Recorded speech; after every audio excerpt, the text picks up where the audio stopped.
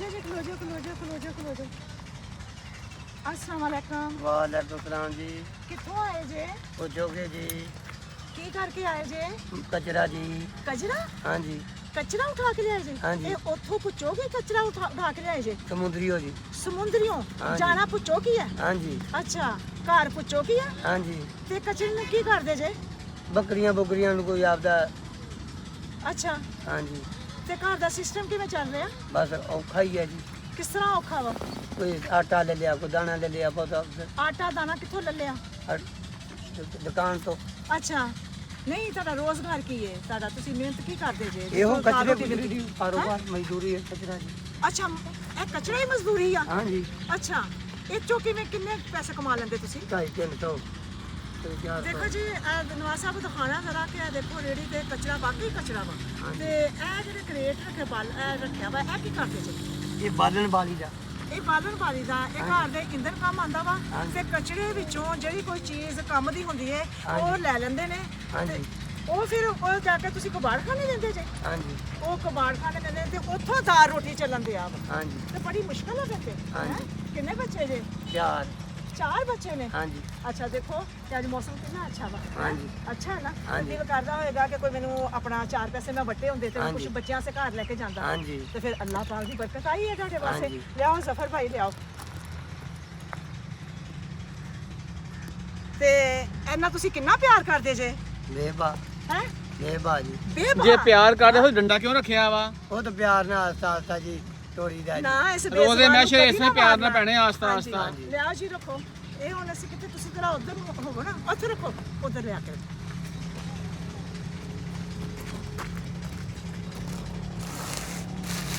Hello ਜੀ ਇਹ ਅੱਲਾਹ ਪਾਕ ਦੀ ਤਰਫੋਂ ਤੁਹਾਡੇ ਵਾਸਤੇ ਸੂਟ ਹੈ ਹਾਂਜੀ। ਨਵਾਂ ਸੂਟ ਜੇ हाँ जी। ਇਹ ਜੁੱਤੀ ਜੇ हाँ जी। ਹੈਲੋ मेहरबानी। ਇਹ ਕਿੰਨੂ ਜੇ ਕਿੰਨੂ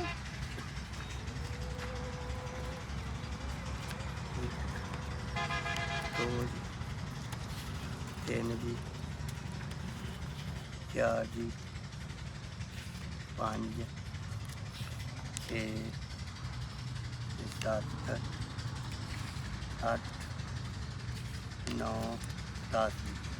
ਇਹ 10,000 ਹੈ ਇਹ ਕਿਹਦੀ ਤਰਫੋਂ ਆ?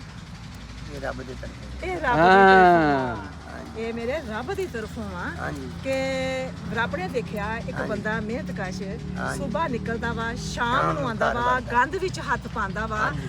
ਕੂੜਾ ਇਕੱਠਾ ਕਰਕੇ ਉਹਦੇ ਹਾਂਜੀ। ਵਿੱਚੋਂ ਜਿਹੜੀ ਚੀਜ਼ ਹੁੰਦੀ ਹੈ ਉਹ ਕਬਾੜਖਾਨੇ ਲੈ ਕੇ ਜਾਂਦਾ ਤੇ ਹਾਂਜੀ। ਫਿਰ ਕੋਈ 100 ਕਮਾ ਲੇ ਹਾਂਜੀ। ਜਾਂ 150 ਕਮਾ ਲੇ ਜਾਂ 50 ਰੁਪਇਆ ਕਮਾ ਹਾਂਜੀ। ਲੇ ਹੈ ਇਹ- ਇਸ ਤਰ੍ਹਾਂ ਹੀ ਹੈ ਜੇ ਇਸ ਤਰ੍ਹਾਂ ਹੀ। ਤੇ ਬੜੀ ਮੁਸ਼ਕਲ ਹੋ ਰਹੀ ਹੈ ਬੜਾ ਤੇ ਇਸ ਵਾਸਤੇ ਅੱਲਾਹ ਪਾਕ ਨੇ ਅੱਜ ਤੁਹਾਡੇ ਵਾਸਤੇ ਬਰਕਤ ਭੇਜੀ ਹੈ हाँ जी। ਹੈਂ। ਤੁਸੀਂ ਇਹਦਾ ਕੀ ਕਰੋਗੇ?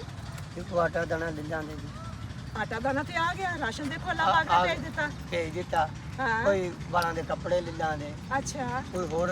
ਕੋਈ ਹੋਰ ਘਰ ਦੀ ਜ਼ਰੂਰਤ ਜਿਹੜੀ ਹੈ ਉਹ ਜ਼ਰੂਰਤ ਪੂਰੀ ਪੂਰੀ ਕਰ ਹੋ ਲਾਂਗੇ ਜਾਏਗੀ। ਚਲੋ ਜੀ ਅੱਲਾਹ ਪਾਕ ਤੁਹਾਡੇ ਵਾਸਤੇ ਆਸਾਨੀਆਂ ਕਰੇ ਹਾਂਜੀ। ਅੱਲਾਹ ਪਾਕ ਤੁਹਾਡੇ ਕਾਰੋਬਾਰ 'ਚ ਬਰਕਤ عطا ਫਰਮਾਏ ਆਮੀਨ। ਤੇ ਮੇਰੀ ਇੱਕ ਗੱਲ ਸੁਣ ਲਓ ਹਾਂਜੀ। ਤੁਸੀਂ ਇਹ ਜਾਨਵਰ ਨੂੰ ਨਾ ਪਿਆਰ ਕਰਨਾ ਬਹੁਤ ਜ਼ਿਆਦਾ ਆਪਣੀ ਜਾਨ ਤੋਂ ਵੱਧ ਪਿਆਰ ਕਰਨਾ ਠੀਕ ਕਦੀ ਹੈ। ਡੰਡਾ ਨਹੀਂ ਇਹਨੂੰ ਦਿਖਾਣਾ ठीक है जी। ਠੀਕ ਹੈ ਕਿਉਂਕਿ ਬੇਜ਼ਬਾਨ ਆ ਹਾਂਜੀ। ਅਗਰ ਇਹਨੂੰ ਕੋਈ ਤਕਲੀਫ ਹੁੰਦੀ ਹੈ ਨਾ ਤੇ ਇਹਨੇ ਮੂੰਹ ਨਾਲ ਇਜ਼ਹਾਰ ਨਹੀਂ ਕਰਨਾ ਨਹੀਂ। ਬੋਲ ਕੇ ਇਜ਼ਹਾਰ ਨਹੀਂ ਕਰਨਾ ਨਹੀਂ ਜੀ। ਉਹ ਬੇਜ਼ਬਾਨ ਆ ਹੈਂ। ਹਾਂਜੀ। ਬੇਜ਼ਬਾਨ ਇਸ ਵਾਸਤੇ ਕਿ ਇਹ ਅੱਲਾਹ ਦਾ ਬਹੁਤ ਪਿਆਰਾ हाँ जी।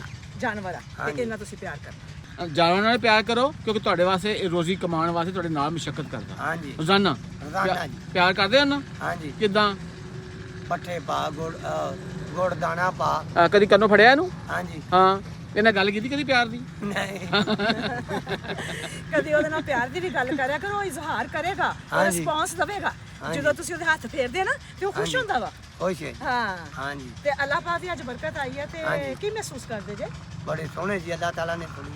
ਹਾਂ ਅੱਲਾਹ ਤੇ ਫਿਰ ਸ਼ਾਮ ਪੈਣ ਦੀ ਨੀਵੀਂ ਹੋ ਕੇ ਨਿਕਲ ਜਾਓ। ठीक है भाई जान। ਓਕੇ ਜੀ ਅੱਲਾਹ ਹਾਫਿਜ਼ खुदा हाफिज।